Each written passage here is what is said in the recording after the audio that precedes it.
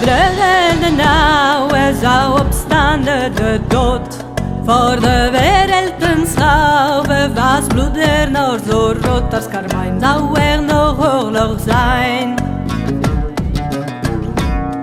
Alles ging heen naar Brussel, naar zijn atelier. En hij nam zijn bussel, penselen in Batoetskool mee naar zijn Brabantse stee. Hij was nog niet vergeten waar dat zijn bundes was. Het was wel wat versleten, de memelbonden in zijn kast, kapot was vensterglas. Hier vroeg hij aan de mensen in Spanje die nog was. Leeft je naar eigen wensen, zijn ze nog even was. In ons land of krijgen ze verstand. De mensen wilden Bruegel zijn Brabants niet verstaan. Dus is hij stil en terug naar een café gegaan die daar zijn jutje had gestaan. Hij vroeg in zuiver Brabant de kastelein om drank.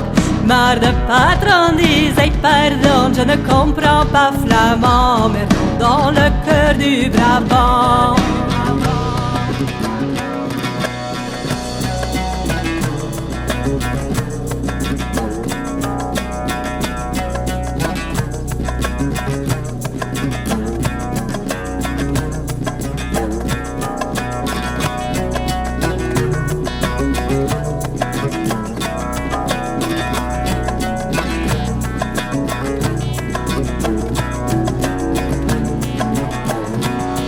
Bitte Bruggel de nauwe, dit dat is wel zo ver.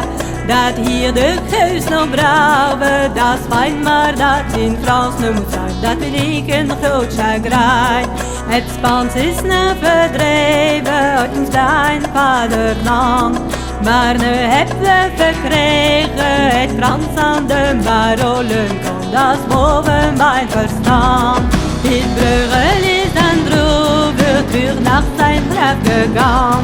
Nadat hij op zijn kamer een heel klein maar infant voor kleur had doen ontstaan. En daarop stond geschilderd in Vlaming in gewang.